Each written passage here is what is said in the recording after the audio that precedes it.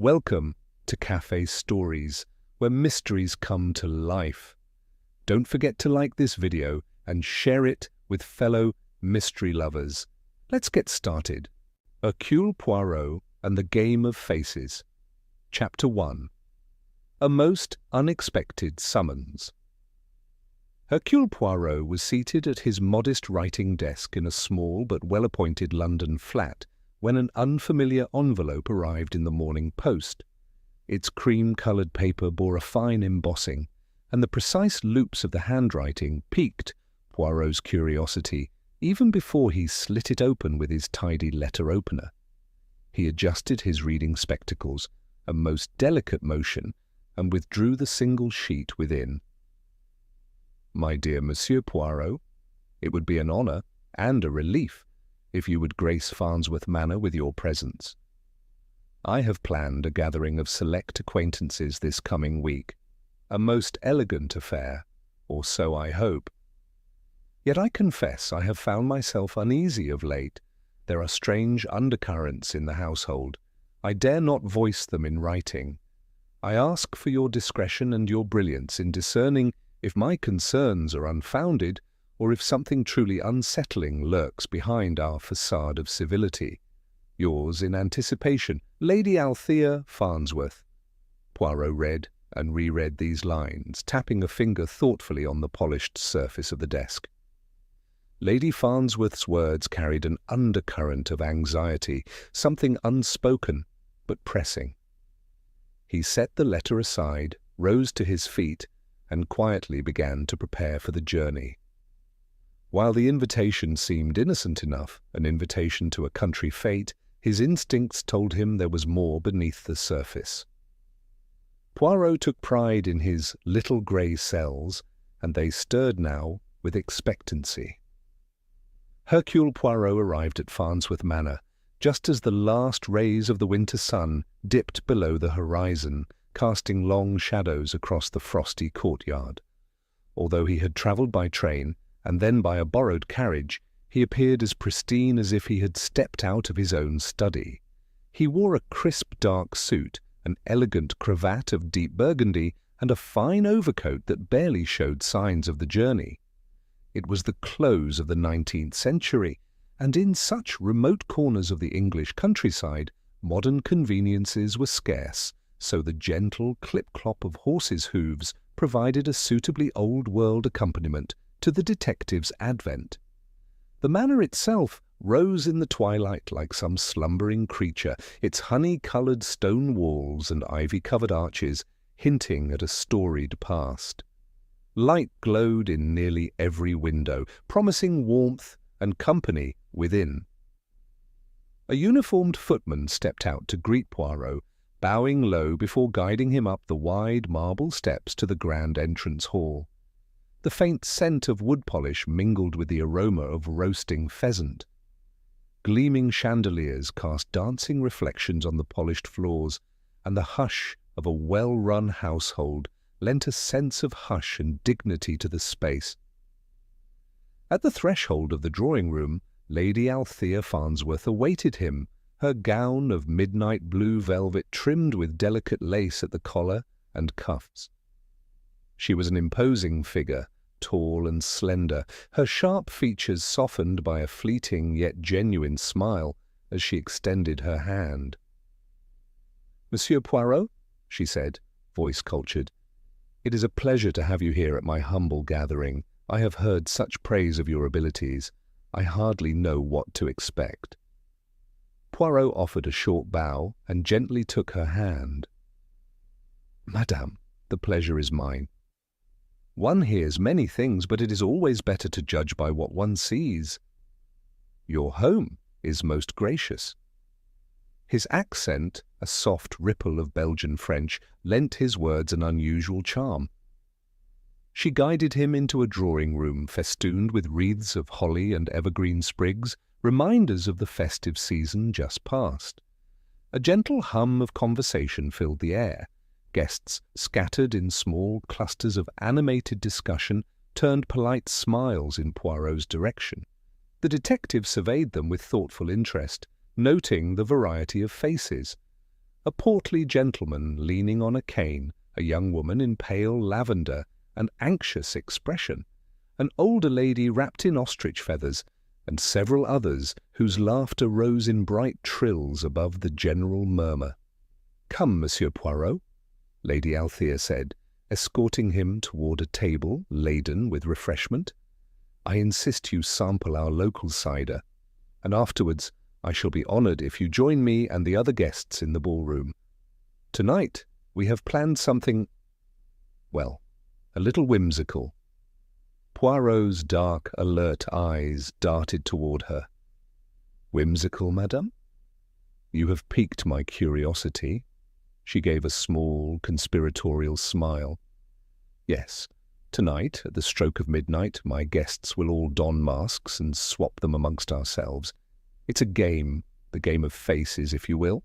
Each person will, for a few moments, adopt a new visage, and—" She paused, leaning in with a mischievous twinkle. "There may or may not be a prize for the best impersonation. It's all in good fun, of course." "Of course," Poirot echoed with a quiet nod. "And yet one's true nature can hide behind such a fine disguise, n'est-ce pas?" She laughed lightly, tapping him with her fan. "You are quite perceptive, Monsieur Poirot. But in such a small community as ours, I doubt there is much to unearth." He inclined his head, his small, neat moustache curving slightly. "I have found, Lady Farnsworth, that in both small communities and large there are secrets aplenty, if one knows where to look." They joined the other guests who were drifting toward the ballroom. The wide, arched doorway revealed an impressive space of parquet floors and tall windows now covered in rich velvet drapes. An orchestra, seated off to one side, played a lilting waltz that soared through the high ceilings. The swirl of gowns and the sparkle of jewels under the chandeliers lent a festive air to the occasion. Servants moved gracefully among the assemblage, offering glasses of champagne and plates of dainty pastries. Poirot moved about, conversing politely, always listening intently to the chatter. He introduced himself modestly, smiling at polite inquiries into his little grey cells, as he liked to call his mental powers. Now and again, a snatch of conversation reached his ears that made him arch an eyebrow, hushed-toned references to debts or whispered suggestions of old family quarrels that were quickly smothered under polite smiles. But each time, Poirot merely offered a gentle remark and continued on, filing away these murmurs for later reflection. A few minutes before midnight, Lady Althea gave the signal for the masks to be distributed. A servant appeared with a large lacquered box, and the guests crowded eagerly around.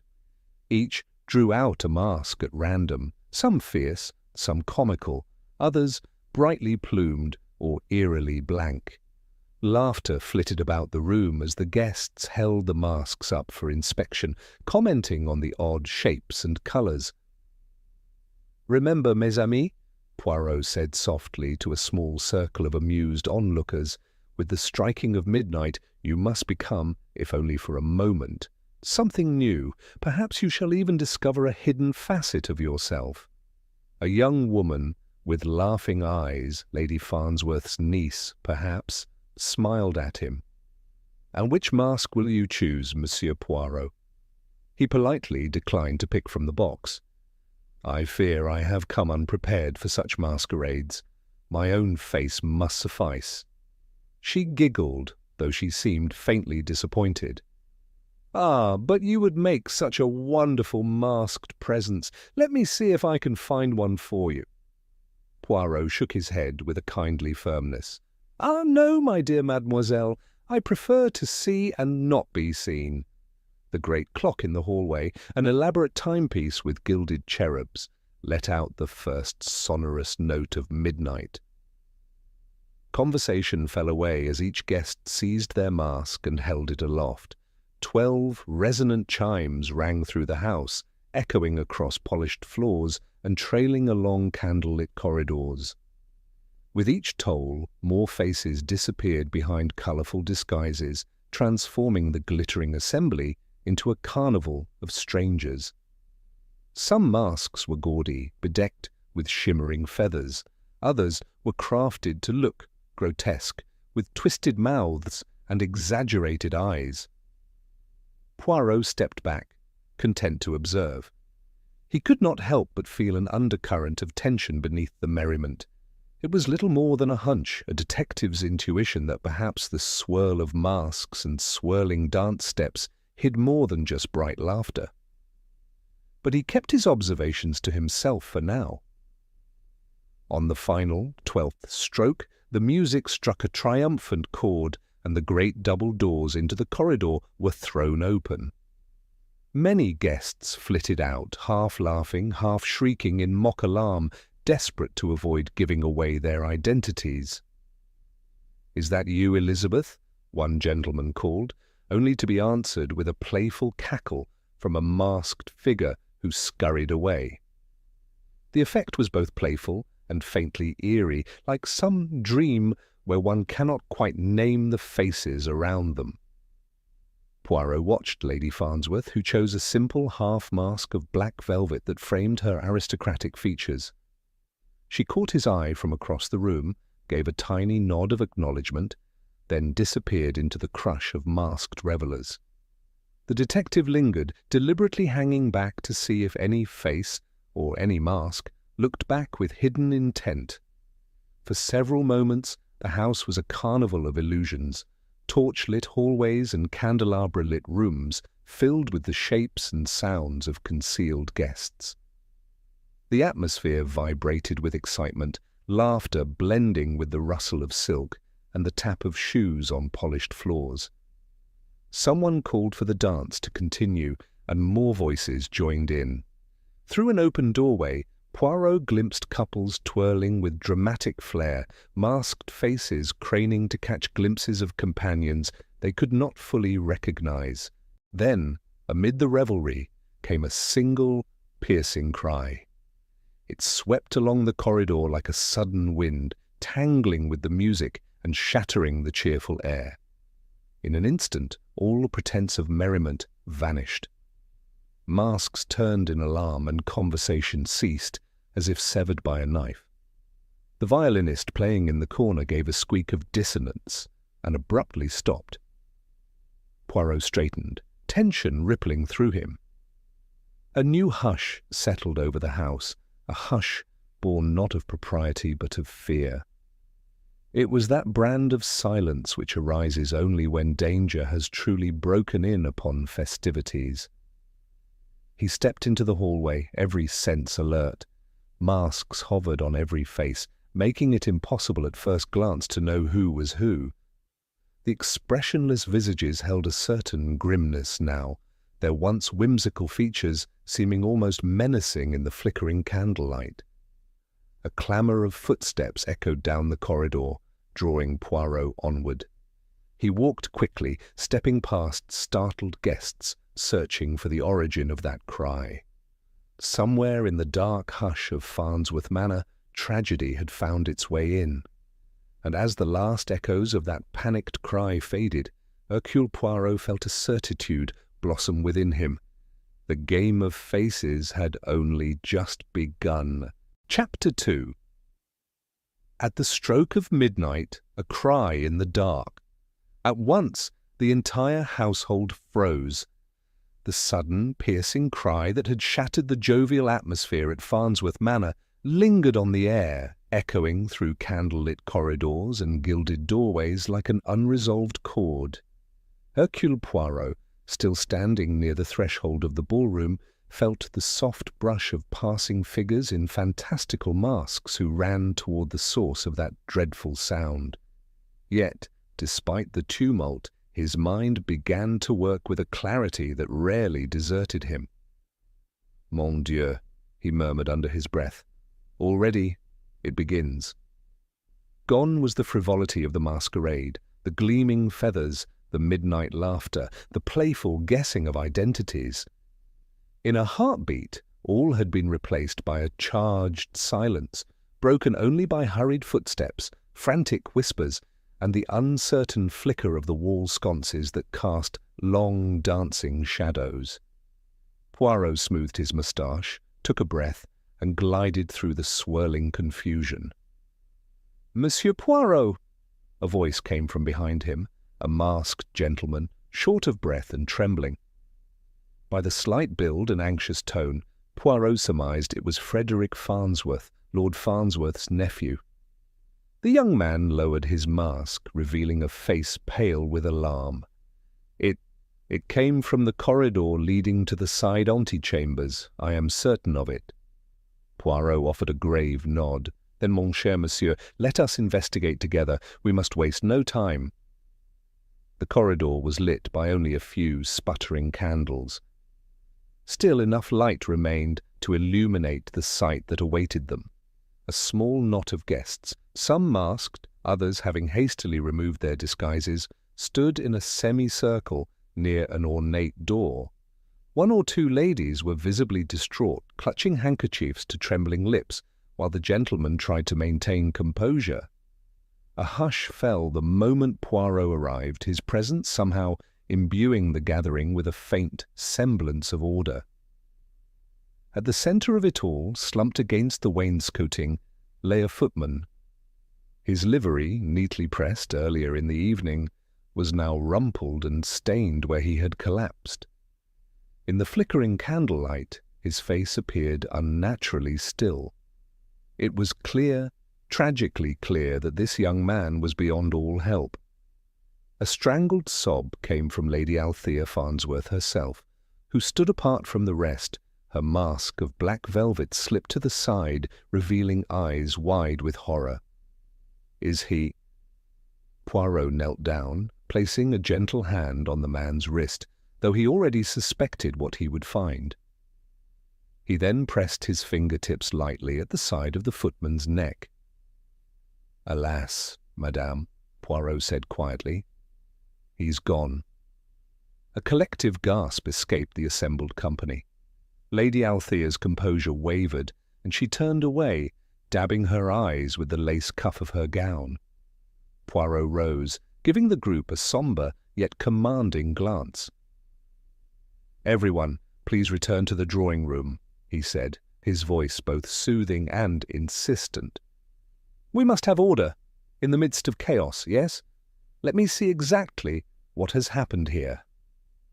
No one moved at first. Fear and confusion appeared to paralyze them. Then a firm tone cut through the tension.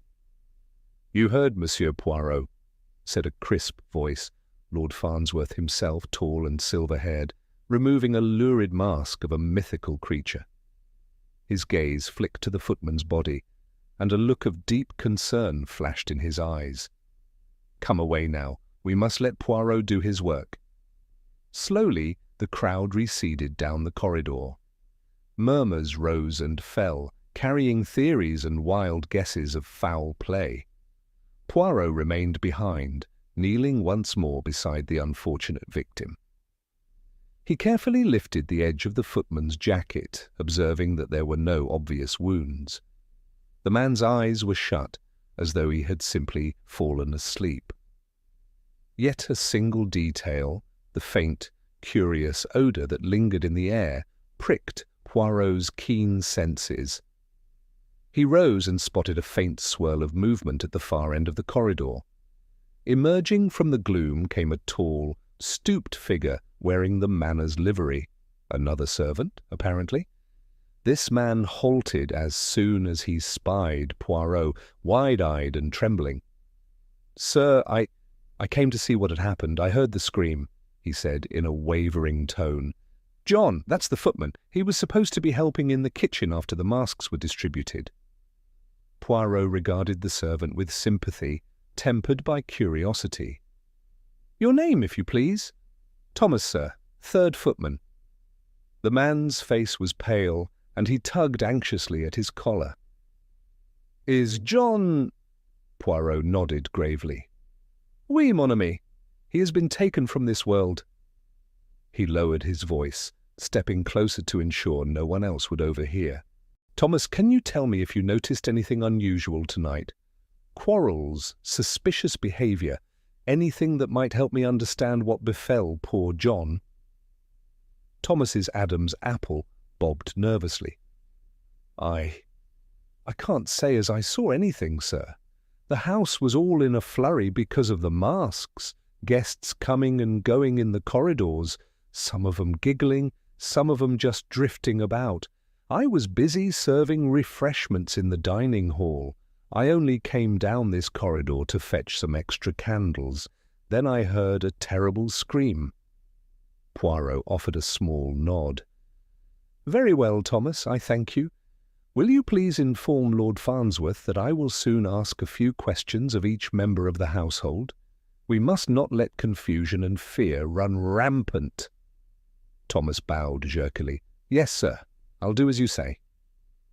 And with that, the footman hurried away, glancing back over his shoulder once, as though uncertain if the sight of John's still form was real, or merely a dreadful apparition.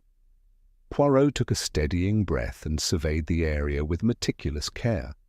He stepped carefully around the body, noting a slight scuff on the floor, as if someone had dragged their foot in haste. A single mask lay not far off, an elegantly embroidered piece in burgundy and gold. Had it been John's, or had it belonged to someone else discarded in a panic? He stooped, lifting the mask with utmost caution, mindful not to disturb any potential clues. The interior was lined with velvet, the faint scent of perfume clinging to it. Carefully, Poirot placed it aside, deciding he would show it to Lady Althea or the other guests to see if any recognized it. His fingers then grazed the footman's lapel. When he pressed gently, an object shifted inside the pocket. Extracting it, he discovered a folded note. Poirot's eyebrows lifted. He unfolded the parchment to find but a single word scrawled in a neat, angular hand. Midnight. He reread the word, lips pursed in thought. The stroke of midnight had signalled the start of the masquerade's highlight. Surely that was no coincidence. Yet who had slipped this note into the footman's pocket, and why? Poirot's mind teemed with questions as he refolded the note and slid it gently into his waistcoat. A distant sound of footsteps broke his reverie. Another figure approached, Lady Althea Farnsworth, her eyes red-rimmed but her posture characteristically poised. She held her mask in one trembling hand. Monsieur Poirot, she spoke with quiet urgency.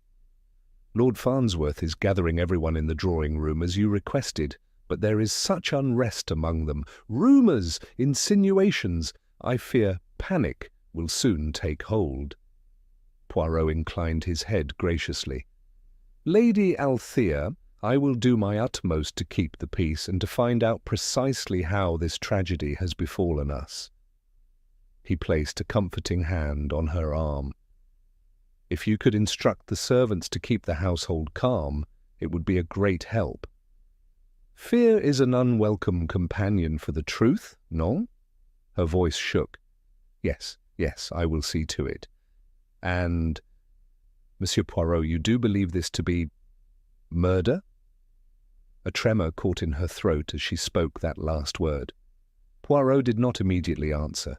He glanced once more at the silent figure on the floor, the white gloves now stained by the dreadful finality of death.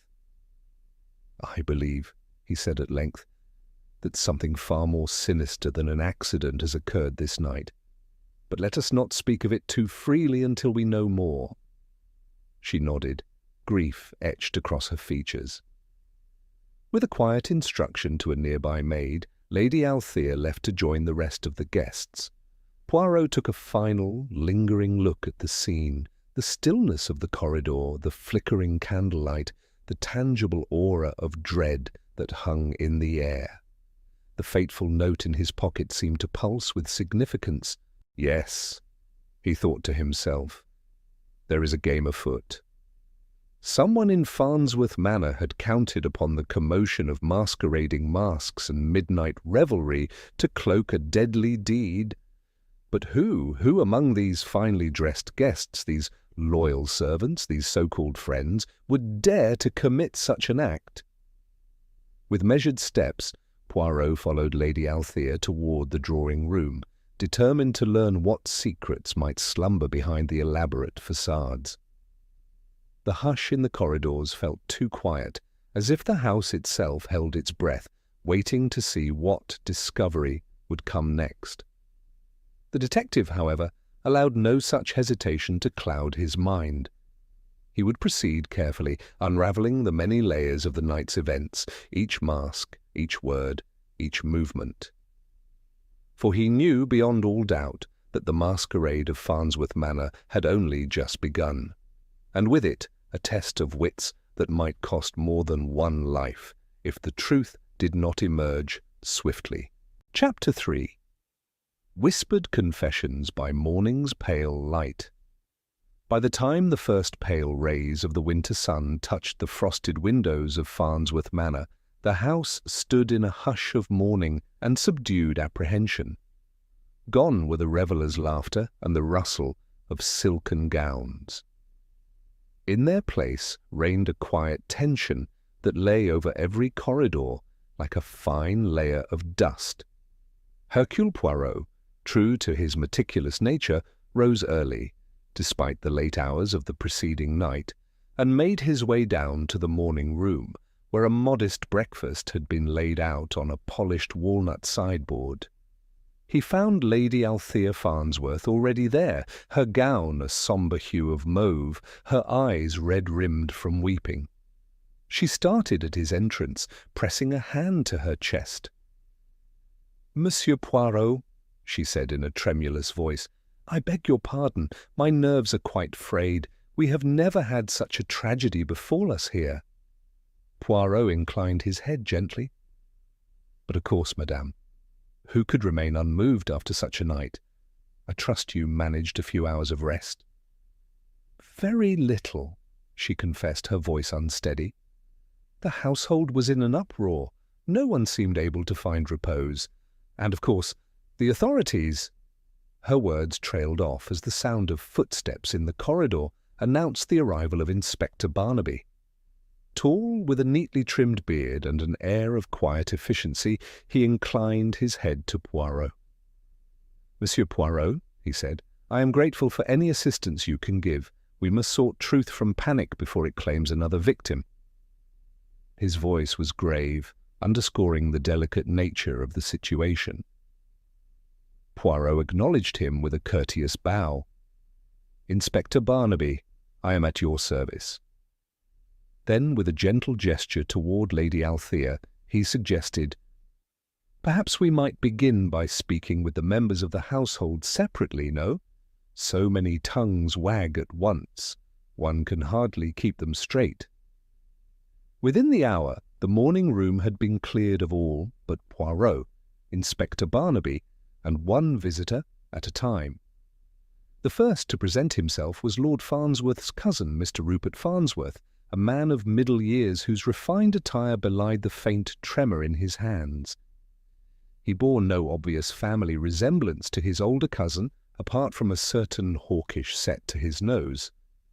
Settling himself in a chair, he folded and refolded his handkerchief.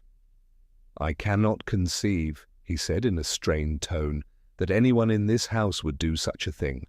We are all friends, or at worst, distant acquaintances. John the footman was perfectly inoffensive."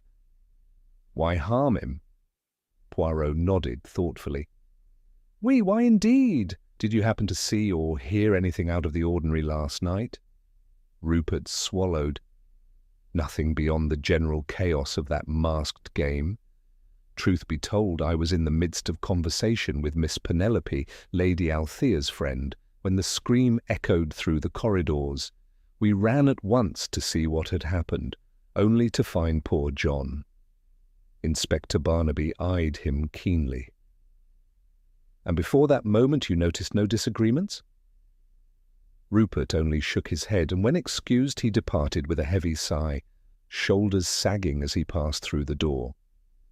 Next was the young heiress, Miss Clarissa Farnsworth, a willowy girl in her late teens who entered with her hands clasped anxiously. She seemed torn between curiosity and fright. "I hardly slept," she murmured, managing a wavering curtsy. "Is it true there might be foul play?" Poirot studied her face. "The facts, mademoiselle, suggest something sinister.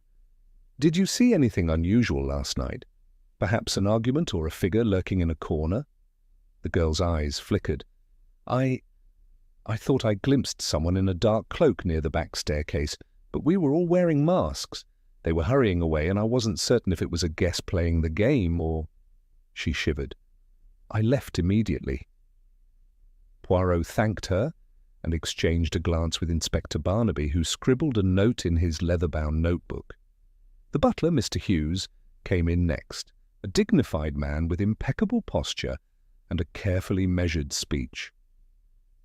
"Sir, Miss Farnsworth," he said, nodding in deference, "I can only say that the household staff was as taken by surprise as any of the guests. We had no warning, no inkling that anything amiss was afoot." Poirot scrutinized him. "Can you recall John's demeanor before the tragedy? Did he seem distressed, or perhaps carrying out a task that put him in harm's way?" Hughes shook his head with a calm certainty. "He was instructed to collect empty glasses from the library after the masks were distributed. If he left that duty, it was not at my direction." One by one, Poirot and Inspector Barnaby spoke with an array of guests and servants. A scholarly fellow, Mr. Gardner, who claimed to be searching for a rare volume in the library, Miss Penelope, who could barely speak for weeping, and a footman named Thomas, whose face still bore the shock of discovering his fellow servant's body.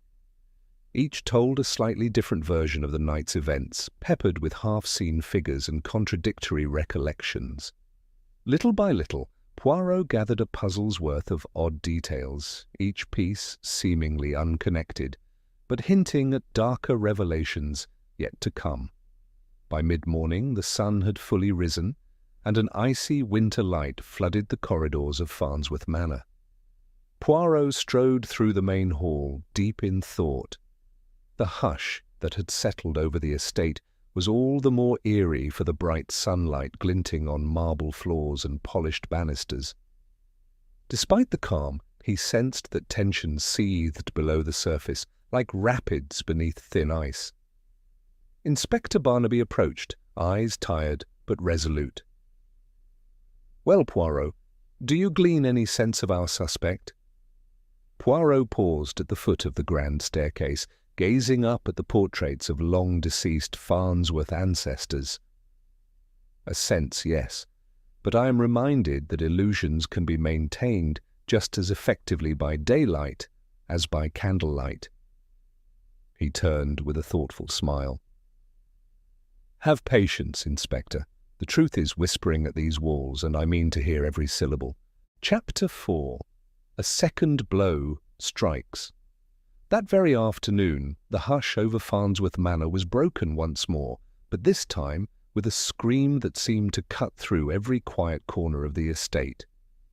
It was a raw, desperate sound, unlike the earlier cry that had brought the company upon poor John's lifeless form. Within moments, concerned guests and servants were hurrying toward the music room, where the shriek still reverberated off walls adorned with portraits and the gentle hush of velveteen drapes. Hercule Poirot, who had been conferring with Lord Farnsworth in the library, wasted no time in joining the gathering throng. The moment he stepped into the music room, he felt the atmosphere shift from uneasy confusion to utter horror. At the far end of the room, near the tall windows that overlooked the sloping grounds, an ornate gilded harp lay overturned. Beneath its curved pillar rested the fragile form of Miss Penelope, one of Lady Althea's guests. The room fell silent except for the ragged breathing of the onlookers who stood transfixed by the terrible sight. Poirot moved swiftly, gently ushering aside those who blocked his path. Inspector Barnaby, who had arrived only seconds earlier, knelt to examine Miss Penelope's limp hand. His grave expression told Poirot all he needed to know before he even reached the scene. Miss Penelope was beyond help. "Mon Dieu," Poirot whispered, his gaze alighting on the contusion that circled her slender neck, a bruise that revealed all too clearly that this was no accident. He turned to Lady Althea, who stood trembling at the threshold, her eyes wide with shock. "Madame," he said softly, "I must ask you and the other guests to wait in the adjoining sitting-room. Inspector Barnaby and I must see to poor Miss Penelope." Lady Althea's lips parted as though she meant to speak, but no words came. With a trembling nod, she retreated, followed by the distressed assembly. Their murmurs merged into a low drone of fear and speculation, broken by an occasional sob from one of the more sensitive souls. Alone with Inspector Barnaby, Poirot took in every detail of the music room. A scattering of sheet music near the piano. A vase toppled from its stand, water seeping into the rich carpet. A cushion cast aside on one of the velvet chairs. He bent closer to Miss Penelope's neck, noting the distinct pattern of the bruise. "A large hand, perhaps?" he murmured. "Or something akin to a cord. One cannot be certain until the good doctor arrives." Inspector Barnaby grunted in agreement. "We shall know more once we can examine her properly. This is the second death in as many days, Poirot. I fear we have a desperate killer in our midst." Poirot gave a grave nod. "It would appear so. And with each new blow the culprit grows bolder, or more careless. We must work quickly, mon ami, or there may be yet another tragedy." When they emerged from the music room, shutting the door behind them to keep prying eyes away, Poirot found Lady Althea and Lord Farnsworth awaiting them. The latter's face was ashen beneath his neatly trimmed moustache. How could this happen again, Monsieur Poirot?" he demanded in hushed tones. "In my home." Poirot laid a reassuring hand on the man's arm. "I promise you I will not rest until I discover who has done this, but I will need everyone's cooperation." Then, spotting the circle of distraught guests, he spoke in a carrying voice. "If you please, mes amis, remain calm.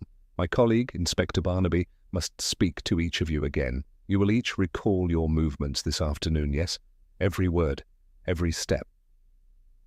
A flurry of worried glances passed between the guests. Some wore guilt in their expressions, others terror or disbelief.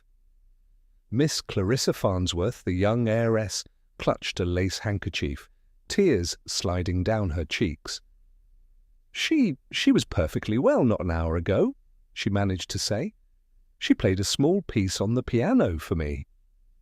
Mr. Gardiner, the scholarly gentleman who had already come under minor suspicion the previous day, removed his spectacles and polished them with shaking fingers. "I heard her playing a waltz. It was quite beautiful. I assumed she was alone." From the doorway, the butler, Mr. Hughes, entered discreetly. "Sir," he addressed Lord Farnsworth, "Dr. Morley has arrived and awaits your instruction." Poirot glanced at Inspector Barnaby, who nodded. The doctor would no doubt confirm what they already suspected. Miss Penelope had been murdered. The question lingering over them was the same as before. Why? As the day wore on, the hush of shock settled deeper upon Farnsworth Manor. Rooms that had so recently rung with music and bright chatter now felt heavy with gloom.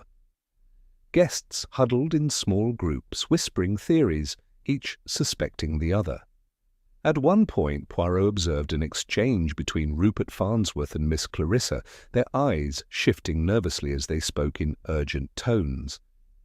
Elsewhere, he caught sight of Thomas the footman, face-stricken, pausing mid-step whenever the name Miss Penelope was uttered.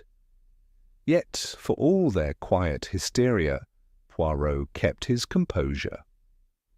By late afternoon, As the pale light began to fade, he joined Inspector Barnaby in the library, where they spread out the meagre clues they had collected thus far. A faint imprint of a muddy footprint had been discovered near the side entrance to the music room. A servant reported hearing something heavy strike the floor, but could not say precisely when. Another insisted they had glimpsed someone slipping away in the corridor with remarkable haste. Poirot leaned back in a leather armchair, tapping his fingertips together in a rhythmic manner that hinted at deep concentration. "Our murderer is close, Inspector. With John, perhaps there was secrecy, but with Miss Penelope the deed seems more desperate, yet also deliberate. These are not random attacks." Inspector Barnaby folded his arms, a furrow in his brow. "I only hope we can stop them from striking again." Poirot's gaze darkened. "As do I, mon ami, for the sake of those under this roof, and for the sake of justice itself." Chapter 5. Shadows of Deceit. Late that afternoon, the weight of sorrow still pressed upon Farnsworth Manor. A chill wind had picked up outside, rattling the windows in their ancient casements, but inside the house all felt unnaturally still, like a stage awaiting its next act. Hercule Poirot stood in the gilded library, its tall windows half shrouded by heavy brocade drapes. The scent of old leather bindings mixed with the faintest trace of dust lent the room a solemn air. Yet it was here, amid the countless shelves of carefully arranged books, that Poirot had summoned several shaken guests to speak with him in private. A fire crackled in the marble fireplace, casting dancing shadows across the richly panelled walls. In this soft, flickering light, Inspector Barnaby examined a small notebook, a faint frown marking his usually composed features. The detective's presence was steady and reassuring, and those who filed in, pale-faced and tense, clung to the hope that at last they might make sense of the tragedies befalling them. First to arrive was Mr. Gardiner, the scholarly gentleman, his pince-nez perched precariously upon the bridge of his nose as he approached Poirot with a tremulous smile. "Forgive me if I appear anxious," he said, voice quavering. "The events of these past days have distressed us all."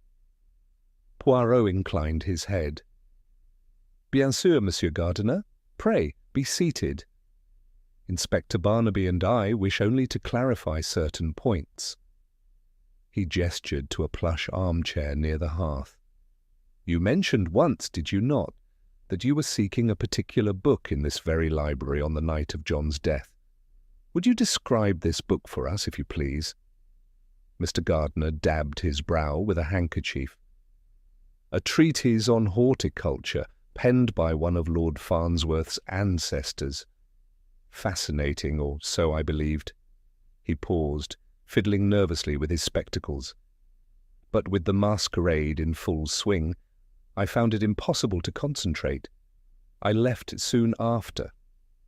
Inspector Barnaby's tone was cordial, but firm. "Did you notice anyone lingering here? Someone behaving oddly, perhaps in a rush?" The man hesitated. "I cannot say for certain. I was distracted by the music and voices echoing through the corridors. But," he pursed his lips, "I do recall glimpsing a figure passing swiftly outside the library door, dressed in dark clothing, quite possibly a cloak." Poirot's eyes gleamed. "A cloak, monsieur? Many guests wore elaborate costumes, oui? Yet it may be important." Mr. Gardiner nodded, swallowing hard. "I thought nothing of it at the time.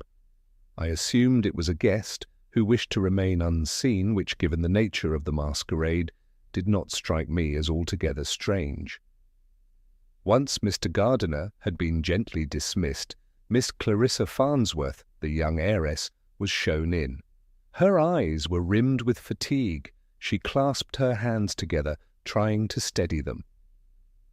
"Monsieur Poirot," she murmured, curtsying awkwardly, "I only wish I could be of more help." "And you shall, my dear," Poirot said kindly. He waited for her to settle upon a sofa covered in embroidered cushions. "The night Miss Penelope was found, did you see or hear anything before she was discovered beneath the harp?" Clarissa trembled at the memory.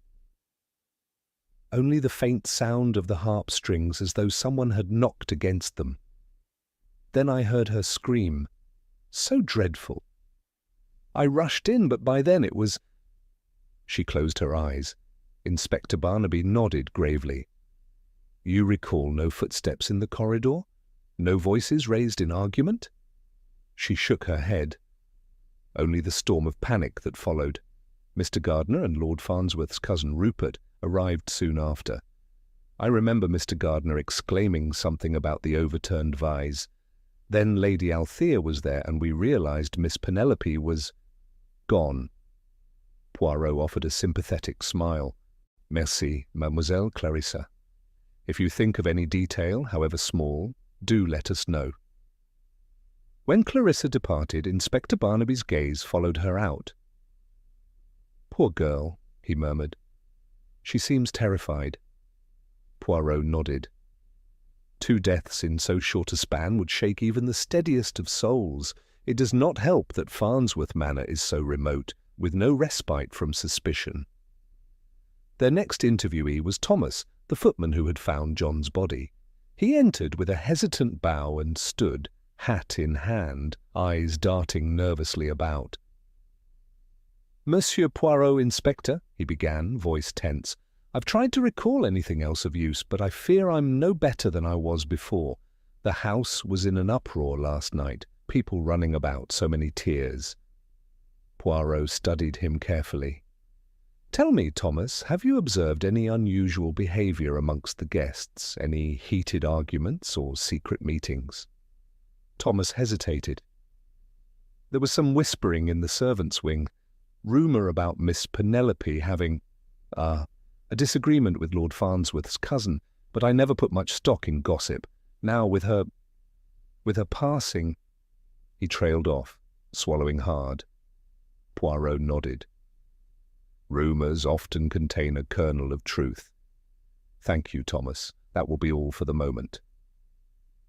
Left alone with Inspector Barnaby, Poirot took a thoughtful turn around the library, running his fingertips over the spines of neatly arrayed volumes.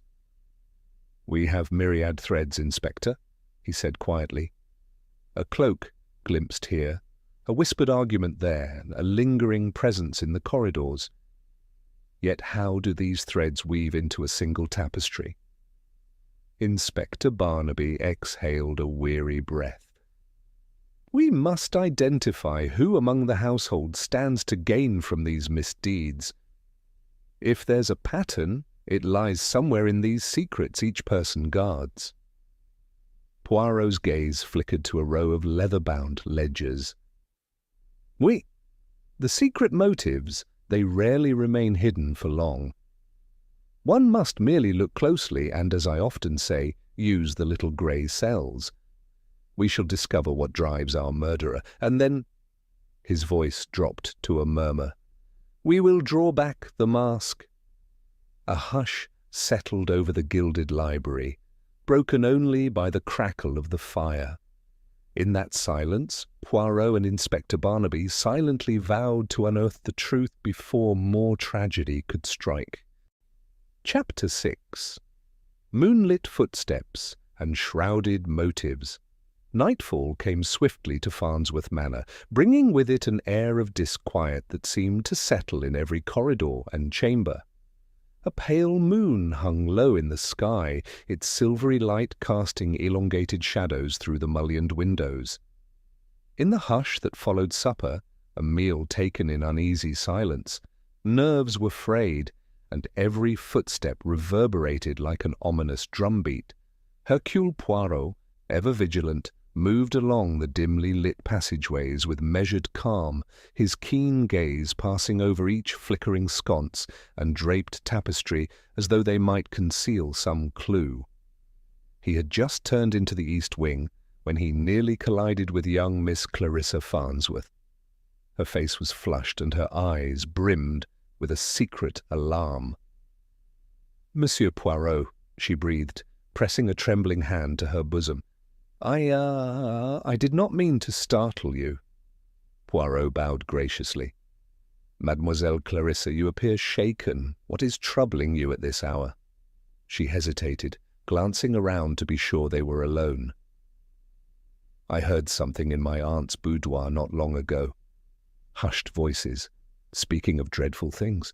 A debt to be paid, the removal of obstacles. I could not discern the speakers, only that one was female, the other male. It frightened me." Poirot studied her expression. "Indeed, that is most peculiar, and perhaps most important. Did you hear anything more distinct, perhaps a mention of names?" "No," she whispered, her eyes darting to the shadows. "I feared being caught eavesdropping, so I slipped away. But Oh, Monsieur Poirot, with all that has happened, the murders, I am terrified." He placed a reassuring hand on her arm. "Courage, mademoiselle. You have done well to tell me. This conversation may prove significant. Now go to your chamber, lock your door. Let me be the one to piece together this puzzle." When Clarissa departed, Poirot lingered, turning over her words in his mind. Debt, removing obstacles. Could these phrases connect the two tragic deaths, or hint at a potential third? He felt certain that beneath Farnsworth Manor's refined veneer lay an intricate web of motives. The moonlit corridors whispered of secrets and resentments. Poirot paused near a tall window, peering into the courtyard below. There, in the wavering gloom, he glimpsed a figure wrapped in a black cloak hurrying across the gravel paths. Just as swiftly as it appeared, the shadow melted into the obscurity of a yew hedge. Poirot's pulse quickened. He considered giving chase, but decided against it. The figure could easily vanish amid the outbuildings, and there was more to be gained by careful observation than by a hasty pursuit in the dark. Instead, he made his way to the small reading alcove adjacent to the drawing-room, where Inspector Barnaby had set up a temporary command post of sorts. A modest table strewn with notes, statements, and other records they had gathered since the footman's death. Barnaby looked up as Poirot entered, his features etched with fatigue. "You've seen something?" Poirot inclined his head. A cloaked figure in the courtyard, though it vanished. And Mademoiselle Clarissa has overheard a most disconcerting conversation. Barnaby scribbled a note. "Another mystery in an already tangled affair. I don't like it, Poirot, not one bit. The house is growing restless, the guests are in an uproar, and Lady Althea is beside herself." Poirot set down a small lamp he had carried. "All the more reason for us to remain level-headed, my friend. I suspect tonight will bring further revelations." He paused, then added softly, "I only hope no further harm comes to any within these walls." The hush of the manor thickened as the hours crept toward midnight. At some point, Poirot took to the corridors once more, guided by an almost preternatural intuition that something was astir. But aside from an occasional flash of a candle from under a guest-room door, the halls were empty. Eventually, he allowed himself a brief rest. Morning dawned grey and sullen, blanketing the surrounding countryside in a soft haze. After dressing quickly, Poirot proceeded downstairs. He noticed at once a flurry of subdued commotion near the billiard-room. The door stood ajar, and a knot of guests, Rupert Farnsworth among them, milled about, wearing expressions of startled confusion. "Poirot!" Rupert called, beckoning him inside. "You must see this." Poirot stepped through, closely followed by Inspector Barnaby. The scene that greeted them made his brows rise in surprise. Propped upon the green baize of the billiard table lay a mask. It was embellished with bright feathers, sinister in its elongated beak-like design. No body lay nearby, no outward sign of violence marred the plush carpet. Yet something about this solitary mask, struck a disturbing chord. "Whose mask is that?" Barnaby demanded of the assembled onlookers. A trembling voice came from one of the guests, Mr. Gardner, the scholarly gentleman. "I cannot be certain, Inspector. So many were distributed that night, and each passed through multiple hands." His spectacles glinted in the weak daylight.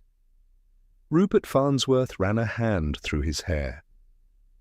"It looks different," he mused. "Surely it was not among those we wore for the masquerade. Did someone bring it here after Miss Penelope's death as a warning?" Poirot approached the table, carefully lifting the mask by its edges. He turned it over, noting a curious scrawl inside, faint but unmistakable. "A monition indeed," he said quietly. "There is a single letter drawn here, L. Whether it belongs to the mask's maker or stands for something else, I do not yet know." Inspector Barnaby shot Poirot a grave look. "It's a message, of that I am certain. Another piece in this twisted game, but by whom?" Poirot returned the mask to the table. "That, Inspector, is the question on all our minds. Our killer is brazen enough to leave a token, perhaps to taunt us or to confuse us. Nevertheless, we must persist in our pursuit. Each clue brings us closer to unveiling the truth." With that, he surveyed the tense faces gathered around. Panic and suspicion swirled in their eyes, each uncertain where the next blow might fall. Poirot, for his part, only felt his resolve deepen. The darkness cloaking Farnsworth Manor must be dispelled, or it would consume them all. Chapter 7. A Tangle of Accusations. The grand salon at Farnsworth Manor was a spectacle of fading splendor.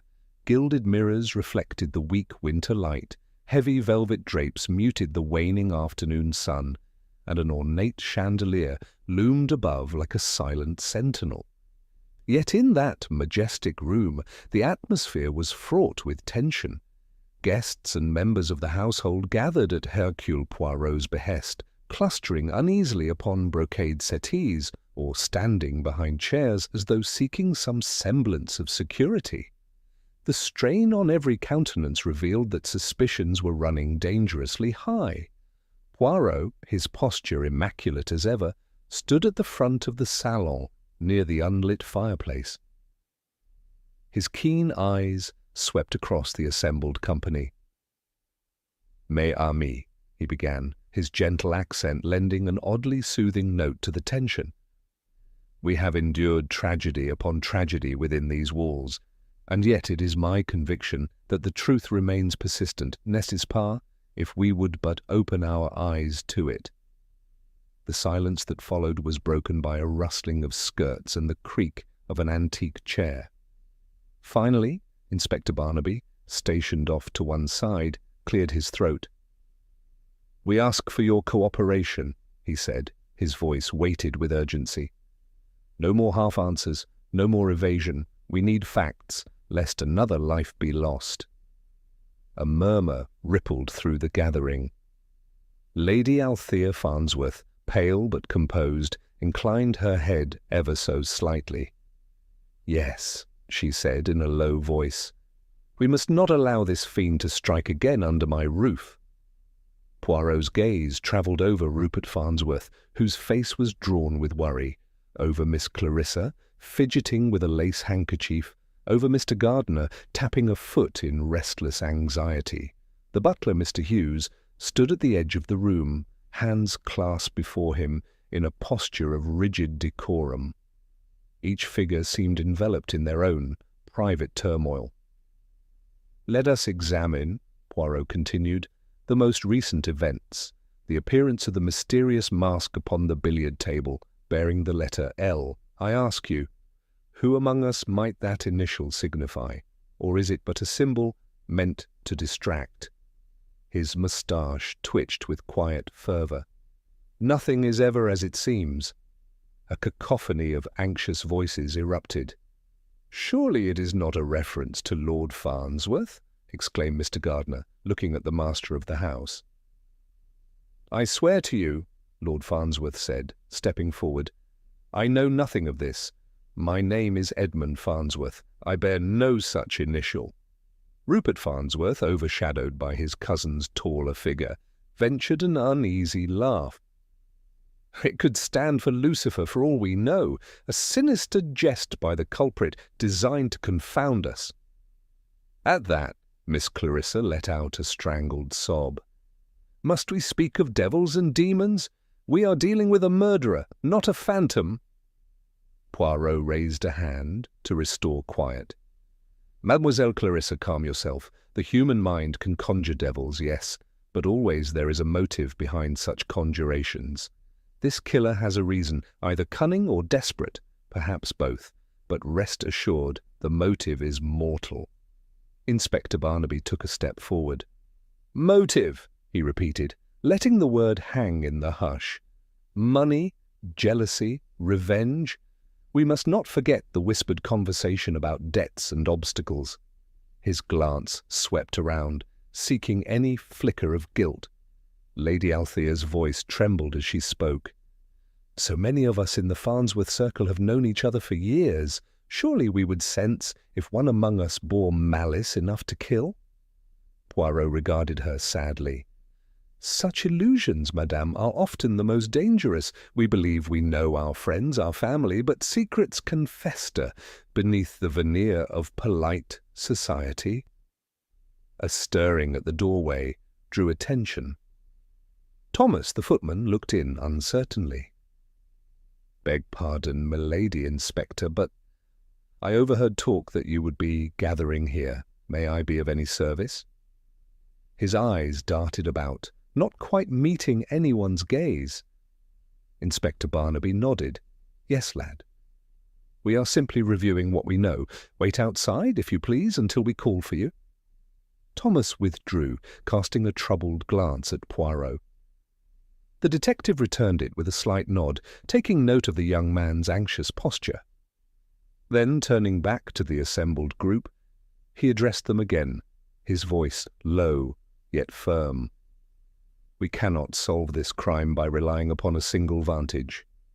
Each of you has observed something, some fleeting moment or overheard whisper, that seemed unimportant at the time. I urge you, share every detail with Inspector Barnaby or with me. Hold back nothing. Another life hangs in the balance." A ripple of unease passed through the room. Lord Farnsworth rested a hand on Lady Althea's shoulder, while Miss Clarissa twisted her handkerchief so tightly that the lace threatened to tear. Mr. Gardiner shifted his weight from foot to foot, glasses slipping down his nose. Rupert stood rigid, hands thrust into his pockets as though staving off a chill. Poirot surveyed them all, his expression solemn. Despite his calm bearing, the urgency in his manner was unmistakable. He recognized too well that the killer, if present, would be watching his every move, weighing how best to evade detection or strike again. "My friends," Poirot said, his voice resonating in the hush, "fear not that we shall fail. The noose about the culprit's neck is tightening. Even if we have not yet found the final piece of this puzzle, we are closer than before. The masquerade cannot last forever." Silence followed his pronouncement, broken only by the distant ticking of a grand mantel clock. In that silence lay both dread and hope, dread that any one of them might soon meet a terrible fate, and hope that the relentless pursuit of truth would out. And thus the denizens of Farnsworth Manor waited, each certain that another step had been taken toward revelation, yet all too aware that the final unmasking still lay shrouded in shadows. Chapter 8. The Truth and the Treachery. Daybreak arrived on Farnsworth Manor with a thin veil of mist creeping along the lawns, as though nature itself was reluctant to reveal what lurked in the lingering darkness. Word had spread that Hercule Poirot requested everyone gather in the drawing-room at precisely 9 o'clock, and tension buzzed like an electric current through every corridor. Servants moved in hushed urgency, placing extra chairs, stoking the fire, and ensuring that at the detective's command there would be no distractions and no excuses for tardiness. When the great clock in the hall chimed the appointed hour, the large double doors to the drawing room swung open. There, standing by the mantel, was Poirot, his stance regal, his gaze assessing each individual as they found their seat in an uneasy semicircle around him. Inspector Barnaby stood near the window, arms folded, prepared to document the final revelations. "Monsieur Poirot," Lady Althea Farnsworth said quietly, her voice carrying a note of forced composure. She took her place on a silk-upholstered chair, back ramrod straight. "We have come, as you requested." Poirot inclined his head. "Merci, madame. You have shown great courtesy in allowing me the freedom to pursue this inquiry. I can promise you our patience is about to be rewarded." A subdued hush fell across the assembly. Lord Farnsworth, looking older than his years, sat with his fingers tapping anxiously on the arm of his chair. Miss Clarissa Farnsworth gripped a lace handkerchief, occasionally dabbing her eyes as though anticipating fresh tears. Rupert Farnsworth paced behind a chair, restless energy radiating from him. Mr. Gardiner busied himself adjusting his spectacles. The butler, Mr. Hughes, stood near the door, dignified and alert. Thomas, the footman, hovered at a distance, hands clenched nervously. None in the room appeared truly calm, for each face bore the mark of sleepless nights and gnawing dread. Poirot studied them all for a moment, then clasped his hands behind his back. "Mes amis, in the last few days we have seen a masquerade end in bloodshed, and tragedies unfold that none of us could have anticipated. Poor John, the unfortunate footman, was the first victim. Then Miss Penelope, discovered lifeless beneath the fallen harp. A series of ominous clues, whispers in the corridors, a masked warning on the billiard table. These events seemed disjointed. Yet, in truth, they form a single tapestry, woven by the mind of our killer." A collective intake of breath betrayed the heightened anticipation. Even Inspector Barnaby, though he had worked in tandem with Poirot, seemed on edge, waiting to hear how the final puzzle piece would fit. Poirot began his narrative in a measured tone. "Firstly, we must ask, why kill the footman, John? He was, by all accounts, a pleasant young man. What secret could possibly justify his death?" He paused, scanning the faces before him. John had discovered something. He possessed knowledge that threatened our culprit's scheme. Indeed, I found a note in his pocket, marked only with the word midnight. The significance I now realize was that John was supposed to meet someone at that hour, likely to exchange information or deliver a warning. He never had the chance. Eyes darted around the circle, as though trying to discern who might have silenced John. Rupert Farnsworth cleared his throat, but Poirot continued unheeding. "Next," he went on, "we have Miss Penelope. A second victim found beneath an overturned harp. The mark upon her neck indicated strangulation, clearly a deliberate act. But why Miss Penelope? She was the life of the party, charming and musical. Was she simply in the wrong place at the wrong time, or was she also privy to a dangerous secret? Inspector Barnaby allowed himself a brief nod of encouragement. Poirot's voice rose just enough to draw every eye. Finally, we discovered that cryptic mask upon the billiard table. An ostentatious piece with a single letter, L, scrawled inside. A signature, or an illusion, meant to puzzle us, and, mes amis, puzzle us it did, until I recalled Miss Clarissa's words. She overheard a conversation about a debt to be paid and obstacles to be removed. That told me we were dealing with someone operating under extreme financial pressure, willing to do anything to secure their fortune or their reputation. A stunned silence blanketed the drawing room. No one dared speak, though Lady Althea's cheeks flushed with anxiety. Rupert Farnsworth folded his arms across his chest, frowning. Mr. Gardiner removed his spectacles, looking dazed. In that moment, Poirot shifted his posture, gaze zeroing in on one individual. "And so," he continued, "I turned my thoughts to each of you, analyzing who might be desperate enough.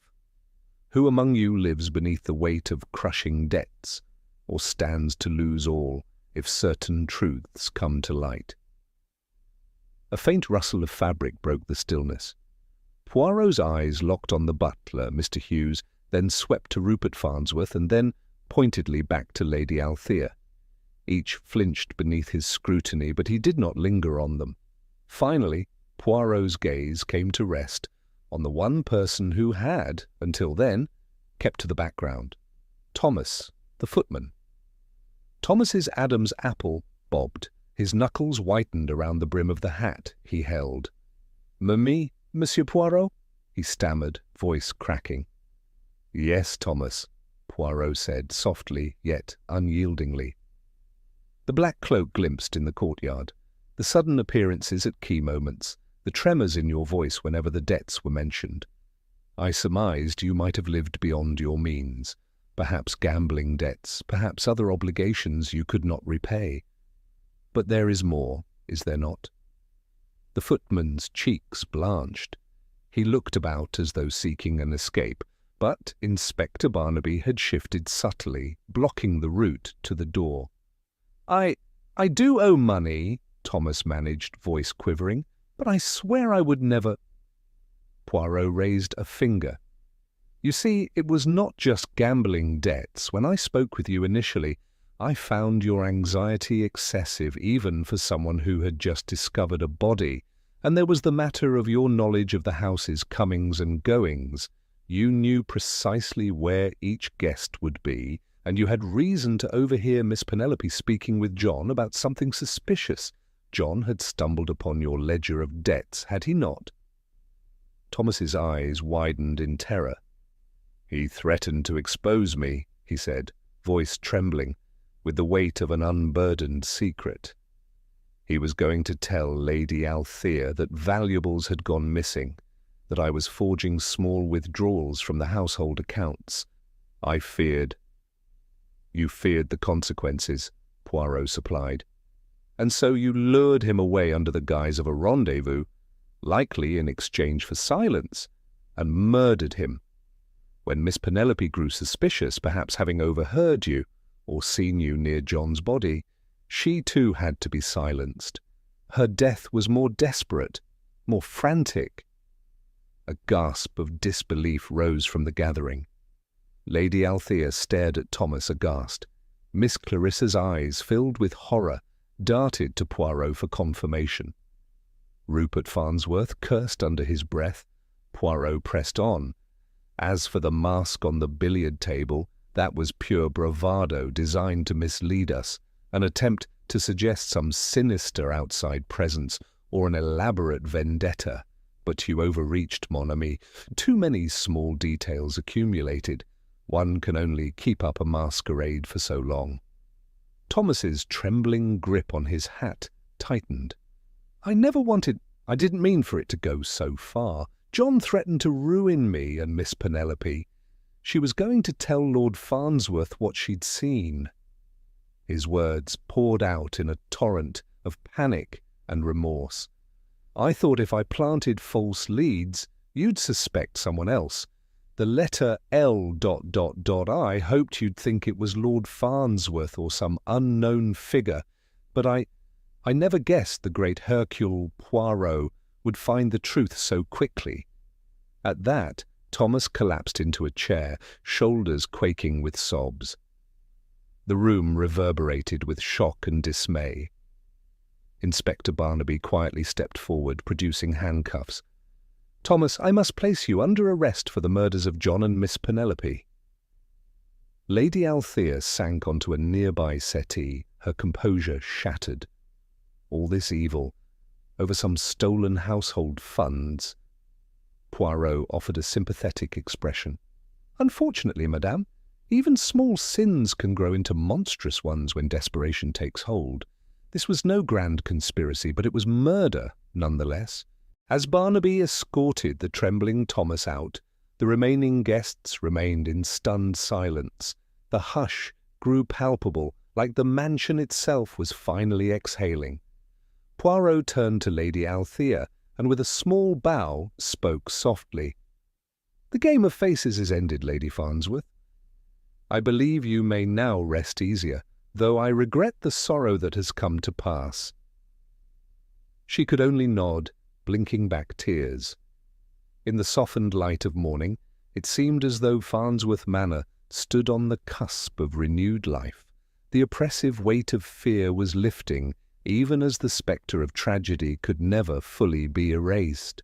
One by one, the guests and household members quietly dispersed, each lost in reflection over what had transpired under this venerable roof.